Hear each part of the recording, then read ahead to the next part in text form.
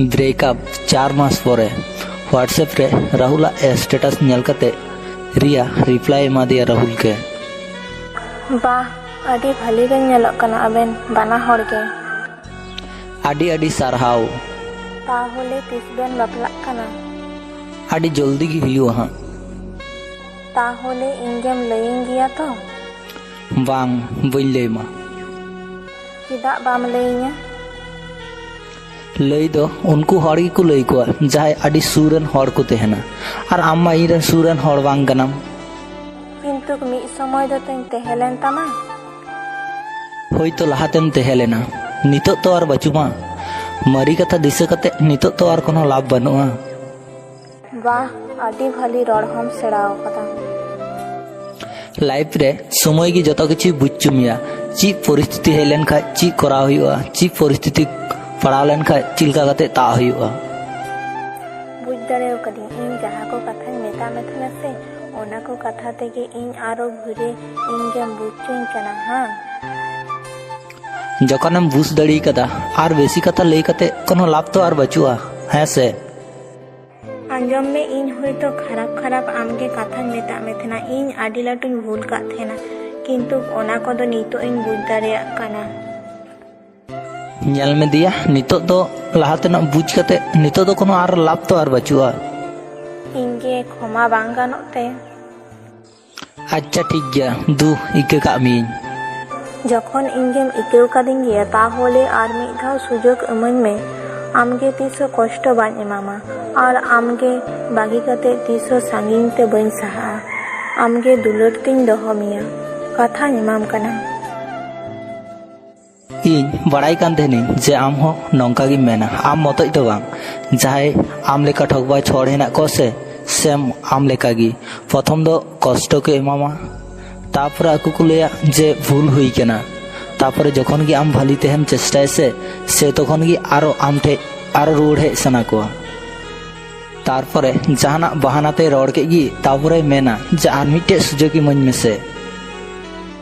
बांग बांग आम जहां लेका मनेदा उनका दो बांग खाई दो ची लेका तोबे इन बड़ाई तखन दो इन बेकार गिन तेहलेना से तखन ओना होते ते इन खै संगिन तेम सहा लेना और नितो दो इनटे जतो किछु हिना ओना खातिर आरो घुरे इनटे रोड हे सना में हे से उनम लवी गिया छी आंजम में आम जहां लेका मनेदाम से ओना खै दो बहुन चेंज कना लाहाते लेका दो बाजुना विश्वासम चेम लई केदा आम केन विश्वास मा आम इन मिटे विश्वास बाम दोहो का थेना तखन मा आडी किसड़ किसड़ ओड़ान कोड़ा साथे हानते नाते बाइक तेम आचुर बड़ाई कान थेना और इन तखन इन कुली में थन से तखन दो उन दुलड़ते एड़ा कथाम लई तेहना हार आम केन विश्वास मा तिसो आम दो बन विश्वास मा इन मा काटी मारांग इन भूल का और हड़मा को भूल तहनगे इन बान बुझ का तहना चेम लई केदा काटी मारांग भूल बाबा बाइक ते दड़ा रूम डेट सारा निंदो फोन ते रोड नोआ को दो की काटी मारांग भूल कना हार आंजम में नोआ को तो आम इच्छे कते गिम कराव का तेना हार नितो दो मेंदा बिन बुझतेन भूल कदा ओना दो तिसो बांग हुयो बुझदम आर मिटन सुजोग इमाñ में से इन बड़ाया आम इंगेम दुलरिन तहन गिया आम इन सा झुकड़ खातिर नौका मेंदा भूल दो उनी हड़े भूल लेखाय ठीक हुआ जाय परिस्थिति कारण ते ब्रेकअप आय और आम मा बांग बांग आम जहां लेका मनेदा उनका दो बांग आम इन साउते चिलकाम करा लेदा दिसे मेना ताम गया तो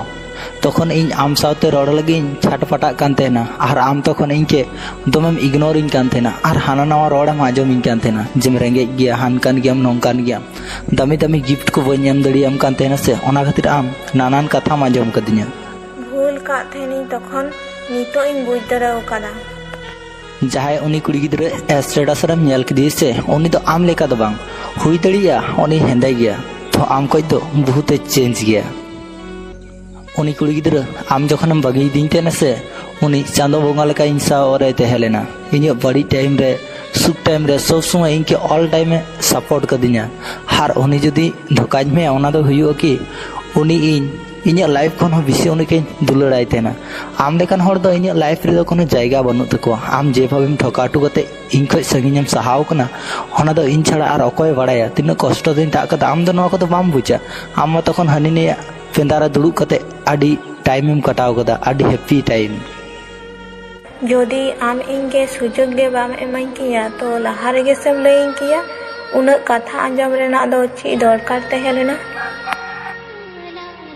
ᱤᱧ ᱱᱚᱣᱟ ᱫᱤᱱ ᱜᱤᱧ ᱠᱚᱭᱚᱜ ᱠᱟᱜ ᱛᱟᱦᱮᱱᱟ ᱡᱮ ᱱᱚᱝᱠᱟᱱ ᱫᱤᱱ ᱛᱤᱥ ᱦᱤᱡᱩᱜᱼᱟ ᱤᱧᱟᱹᱜ ᱞᱟᱭᱤᱯᱷ ᱨᱮ, ᱟᱨ ᱱᱚᱜᱼᱚᱭ ᱦᱮᱡ ᱮᱱᱟ ᱯᱷᱟᱭᱱᱮᱞᱤ।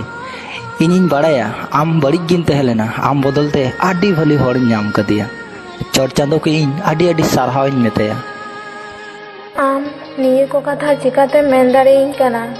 ᱦᱮᱸ, ᱤᱧᱤᱧ ᱢᱚᱱᱮ ᱟᱠᱟᱫ ᱛᱟᱦᱮᱱᱟ ᱡᱟᱹᱱᱤᱡ ᱟᱢ ᱤᱧকে ᱡᱚᱛᱚ ᱡᱟᱭᱜᱟ ᱠᱷᱚᱱᱮᱢ ᱵᱞᱚᱠ ᱠᱟᱫᱤᱧᱟ। ᱵᱟᱹᱧ ᱵᱷᱟᱹᱵᱤ ᱟᱠᱟᱫ ᱛᱟᱦᱮᱱᱟ ᱡᱮ ᱦᱳᱣᱟᱴᱥᱮᱯ ᱨᱮᱫᱚ ᱟᱢ ᱱᱤᱛ ᱦᱚᱸ ᱟᱹᱣᱨᱤᱢ ᱵᱞᱚᱠᱤᱧᱟ। তাহলে ওনা যাহা বাকি তাহলে লেনা ওনা দো আমগে করাও কাম।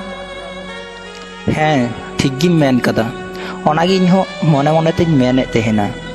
ᱧᱮᱞ ᱠᱮᱫᱟᱢ ᱛᱚ ᱡᱟᱦᱟᱸᱭ কে ঠকাও ᱞᱮᱠᱚ ᱠᱷᱟᱡ ᱱᱤᱡᱮ ᱦᱚᱸ ᱠᱚᱥᱴᱚ ᱧᱟᱢ ᱦᱩᱭᱩᱜᱼᱟ। আচ্ছা ঠিক গিয়া, আম সাথে ফালতু বেশি কথা লই কাতে কোনো লাভ বানুয়া। গুড বাই আর নাপায়েন তাহেনা। অনা মেন কাতে গি রাহুল হোয়াটসঅ্যাপ রে ব্লক কিদিয়া